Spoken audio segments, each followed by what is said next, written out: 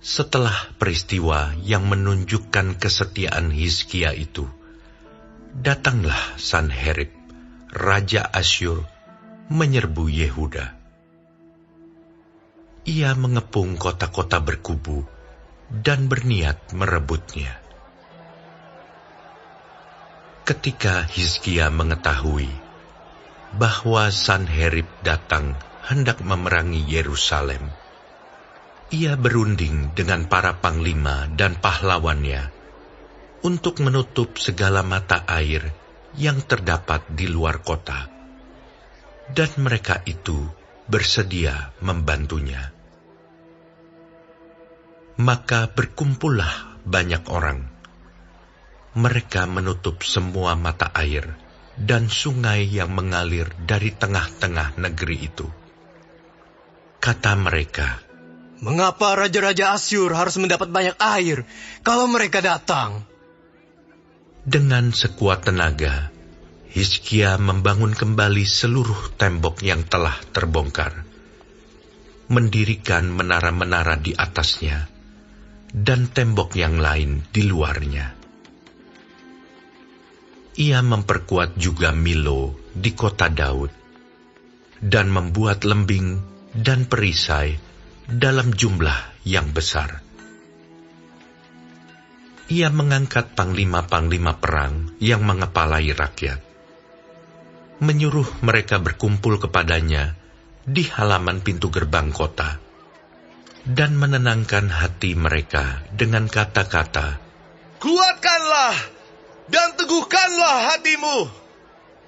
Janganlah takut dan terkejut terhadap Raja Asyur serta seluruh laskar yang menyertainya. Karena yang menyertai kita lebih banyak daripada yang menyertai dia. Yang menyertai dia adalah tangan manusia, tetapi yang menyertai kita adalah Tuhan, Allah kita, yang membantu kita dan melakukan peperangan kita." Oleh kata-kata Hizkia, Raja Yehuda itu, rakyat mendapat kepercayaannya kembali. Sesudah itu Sanherib Raja Asyur, yang sedang mengepung Lakis dengan seluruh kekuatan tentaranya, mengutus beberapa pegawai ke Yerusalem, kepada Hizkia Raja Yehuda, dan kepada semua orang Yehuda yang ada di Yerusalem, dengan pesan, "Beginilah titah Sanherib Raja Asyur. Apakah yang kamu harapkan? Maka kamu tinggal saja di Yerusalem yang terkepung ini. Bukankah Hizkia memperdayakan kamu? Supaya kamu mati kelaparan dan kehausan, dengan mengatakan, 'Tuhan Allah kita akan melepaskan kita dari tangan Raja Asyur.' Bukankah Hizkia ini yang menjauhkan segala bukit pengorbanan dan mezbah Tuhan itu, dan berkata kepada Yehuda dan Yerusalem, 'Hanya di depan satu mezbah kamu harus sujud menyembah dan membakar korban di atasnya?' Tidakkah kamu ketahui apa yang aku dan nenek moyangku lakukan terhadap semua bangsa negeri-negeri lain?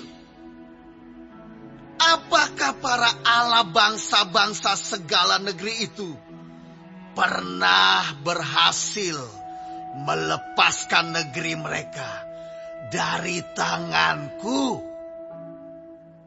Siapa daripada semua Allah bangsa-bangsa yang sudah ditumpas nenek moyangku itu dapat melepaskan bangsanya dari tanganku? Masakan Allahmu dapat melepaskan kamu dari tanganku? Sekarang, janganlah Hizkia memperdayakan dan membujuk kamu seperti ini. Janganlah percaya kepadanya, Karena tidak ada Allah dari bangsa atau kerajaan manapun yang dapat melepaskan bangsanya dari tanganku dan dari tangan nenek moyangku. Lebih-lebih lagi, Allahmu itu takkan dapat melepaskan kamu dari tanganku. Dan masih banyak lagi yang diucapkan pegawai-pegawai Sanherib itu menentang Tuhan Allah dan menentang Hizkia hambanya. Ia menulis juga surat yang penuh cela dan hujat terhadap Tuhan, Allah Israel.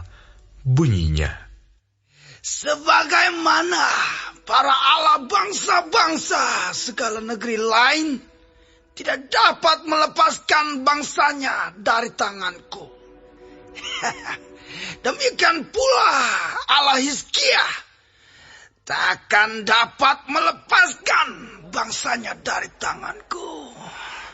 Dan mereka berseru dengan suara nyaring dalam bahasa Yehuda kepada rakyat Yerusalem yang ada di atas tembok untuk menakutkan dan mengejutkan mereka, supaya mereka dapat merebut kota itu.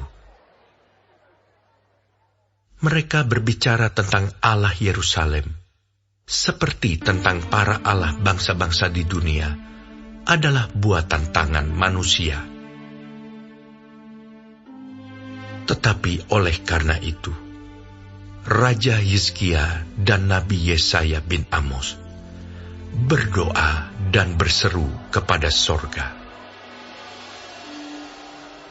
Lalu Tuhan mengirim malaikat yang melenyapkan semua pahlawan yang gagah perkasa, pemuka dan panglima yang ada di perkemahan Raja Asyur, sehingga ia kemalu-maluan kembali ke negerinya. Kemudian ia ditewaskan dengan pedang oleh anak-anak kandungnya sendiri ketika ia memasuki rumah Allahnya.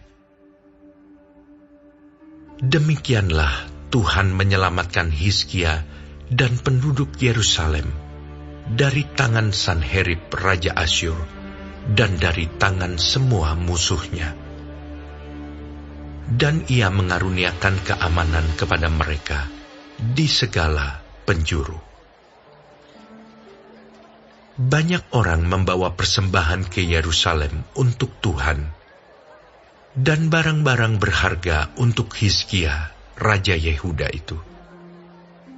Sejak itu, ia diagungkan oleh semua bangsa. Pada hari-hari itu, Hizkia jatuh sakit, sehingga hampir mati. Ia berdoa kepada Tuhan, dan Tuhan berfirman kepadanya, dan memberikannya suatu tanda ajaib.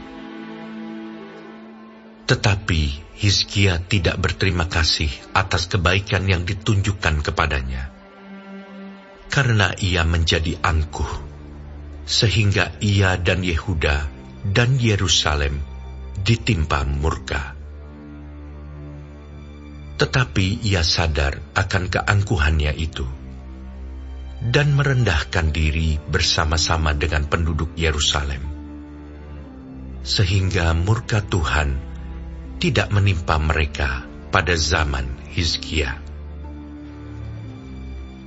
Hizkia mendapat kekayaan dan kemuliaan yang sangat besar.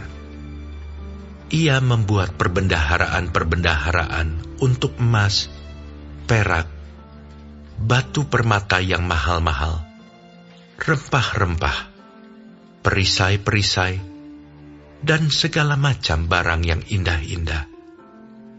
Juga tempat perbekalan untuk hasil gandum, untuk anggur dan minyak, dan kandang-kandang untuk berbagai jenis hewan besar, dan kandang-kandang untuk kawanan kambing domba. Ia mendirikan kota-kota, memperoleh banyak kambing domba dan lembu sapi, karena Allah mengaruniakan dia harta milik yang amat besar.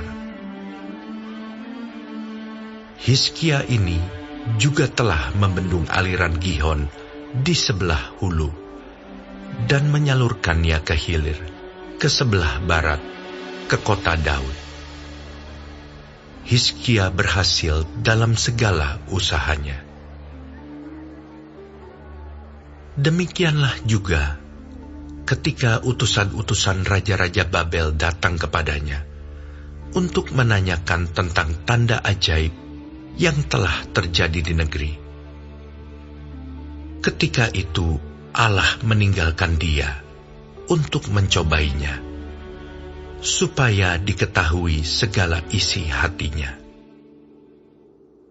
Selebihnya dari riwayat Hizkia dan perbuatan-perbuatannya yang setia, sesungguhnya semuanya itu tertulis dalam penglihatan Nabi Yesaya bin Amos, dalam kitab Raja-Raja Yehuda dan Israel. Kemudian Hizkia mendapat perhentian bersama-sama dengan nenek moyangnya, dan dikuburkan di pendakian ke pekuburan anak-anak Daud. Pada waktu kematiannya, seluruh Yehuda dan penduduk Yerusalem memberi penghormatan kepadanya. Maka Manasye anaknya menjadi raja menggantikan dia.